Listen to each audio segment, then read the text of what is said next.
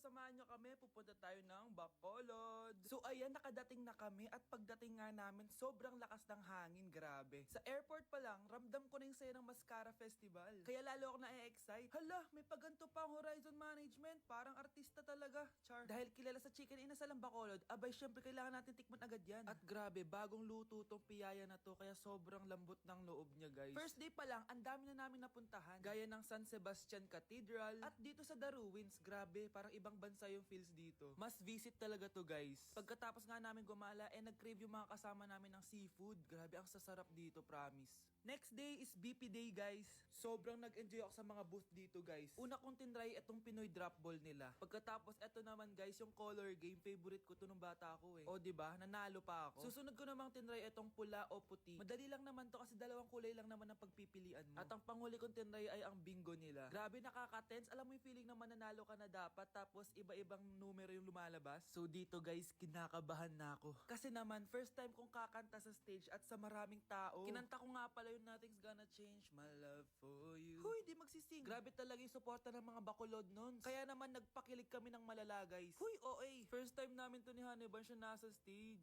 Thank you so much po, BP, sa sobrang sayang experience na to. Hindi ko talaga to makakalimutan. After namin mag-perform, gumala na kami dito sa may Lacson Street. Sobrang haba pala nito. So ayun, guys, sana nag-enjoy kayo dito sa mini vlog ko and see you guys next time. Naku, taas na naman ang kuryente natin. Sino ba kasing aircon na aircon dyan? Si ate, buong araw nag-aircon. Wow kala mo di nakiki-aircon. Anay, kailangan ko na daw po magbayad ng tuition para makapag-exam ako. Ha? Bayarin na naman?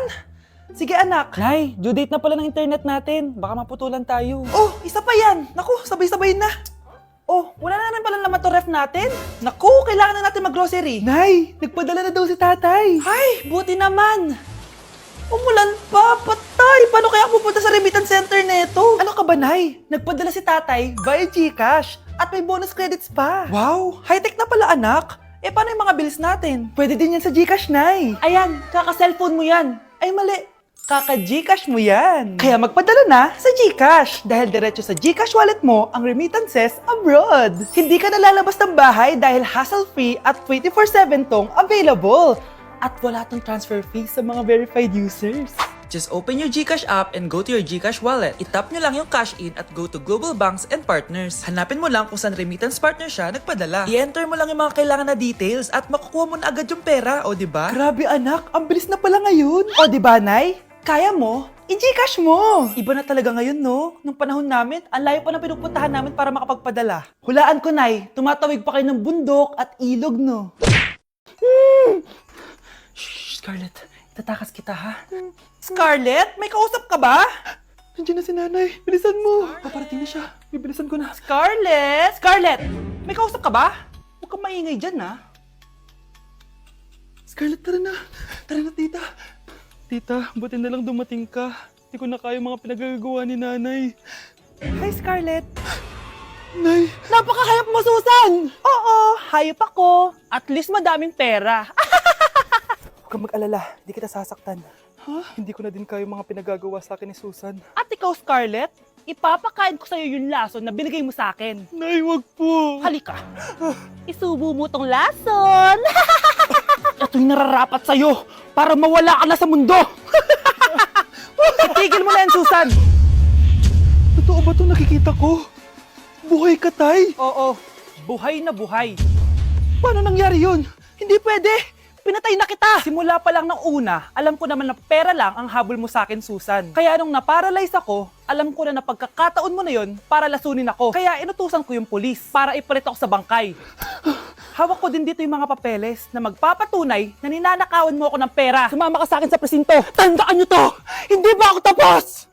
Anak, sorry. Kinailangan ko magtago sa'yo. Okay lang, tay. Ang importante, buhay ka.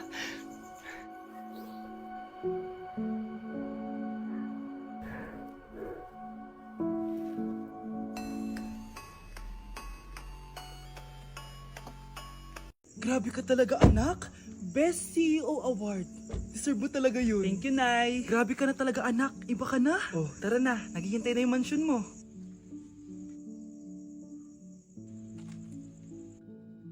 Hoy, ikaw. Wala kang mararating sa buhay. Alam mo kung bakit?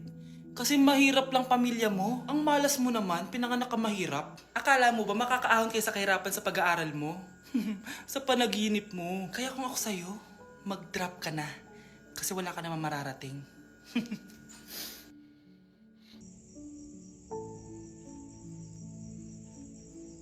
Tara na, Nay. Vai RD, manda pra elas.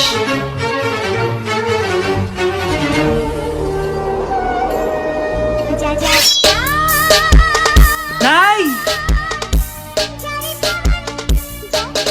Ano na naman tong ginagawa ni Nanay? Ayaw mo tumigil, ah. Ay! Ano ba, anak? Panira ka naman eh. Ano ba kasi ginagawa mo, Nay? Nakita ko kasi to, anak, sa TikTok. Ayan, kaka-TikTok mo yan eh. Nasusunog na iluluto mo doon. Ha? Nasusunog na? Wow, Edward.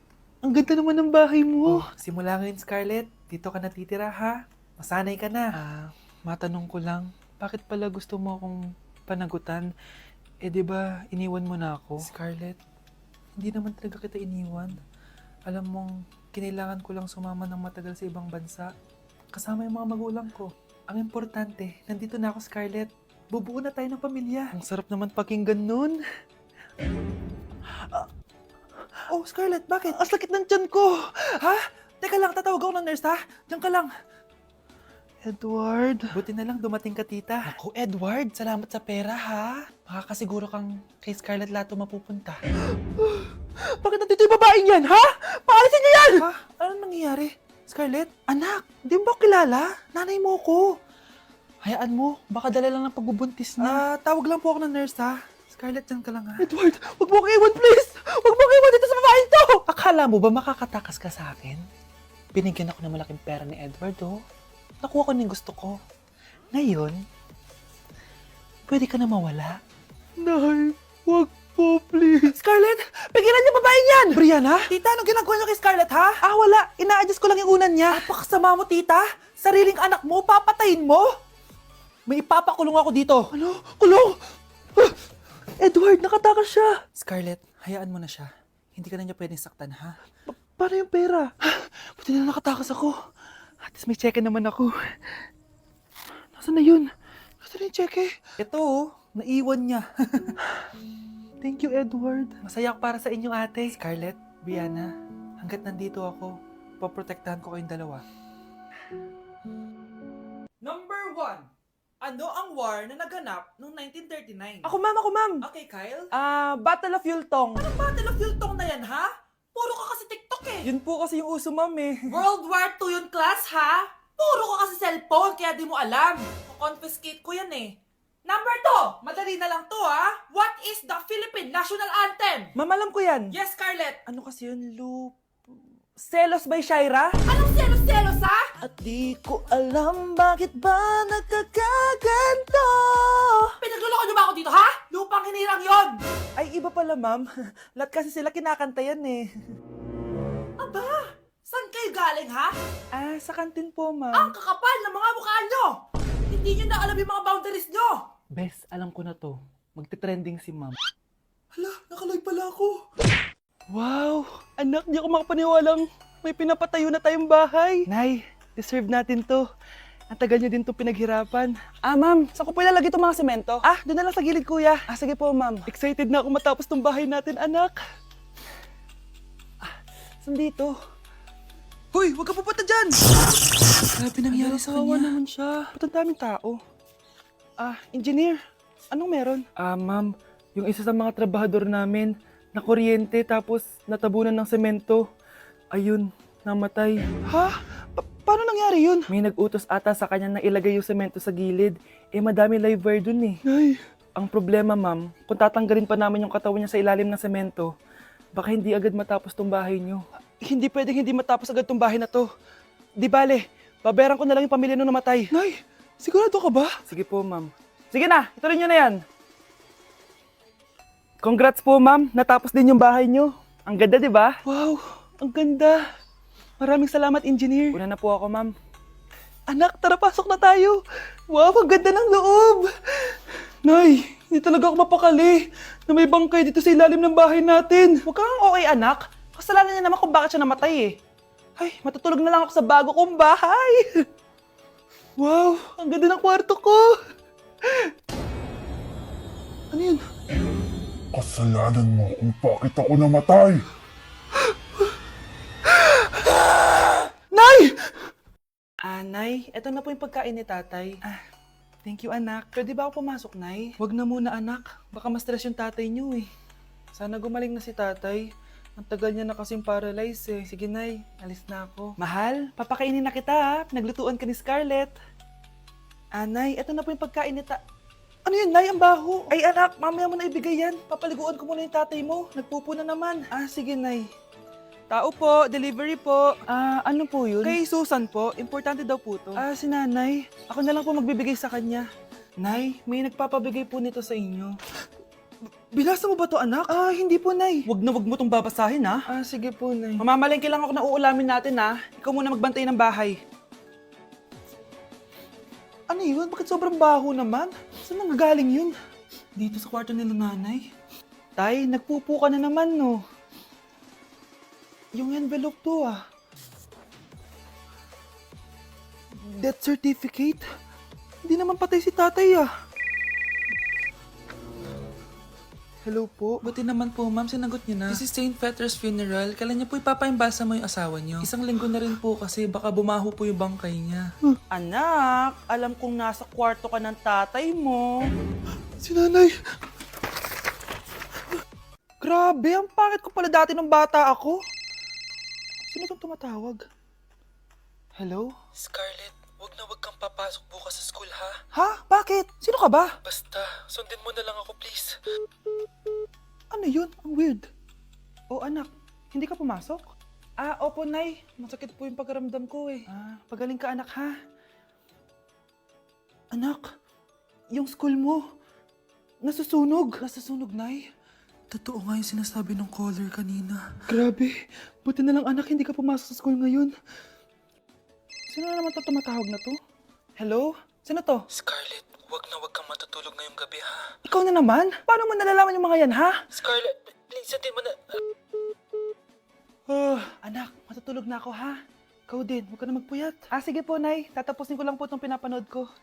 Kung hindi ako matutulog, ano namang gagawin ko buong gabi? Matutulog na lang ako. Baka niloloko lang ako ng caller na yun. Nay! Nay!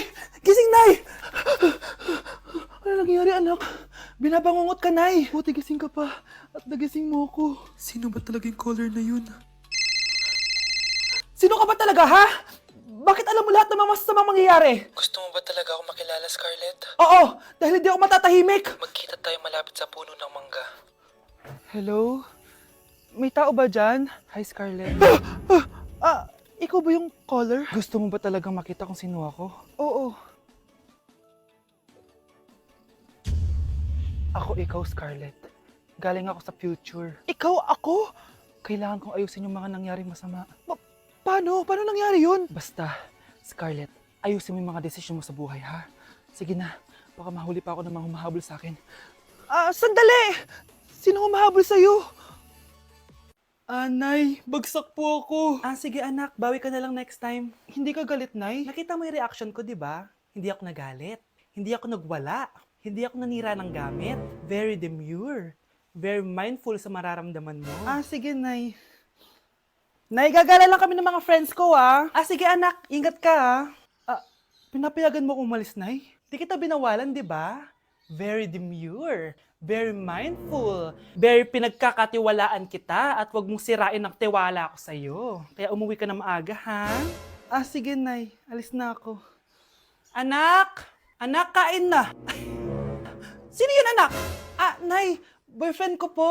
Pogi niya, no? Very cutesy. Tsaka kung akala mo mabubuntis ako agad, hindi, no? I'm very demure. Very mindful at very responsible kasi magtatapos pa ako ng pag-aaral ko. Oo nga, very demure ka dyan. Kain na.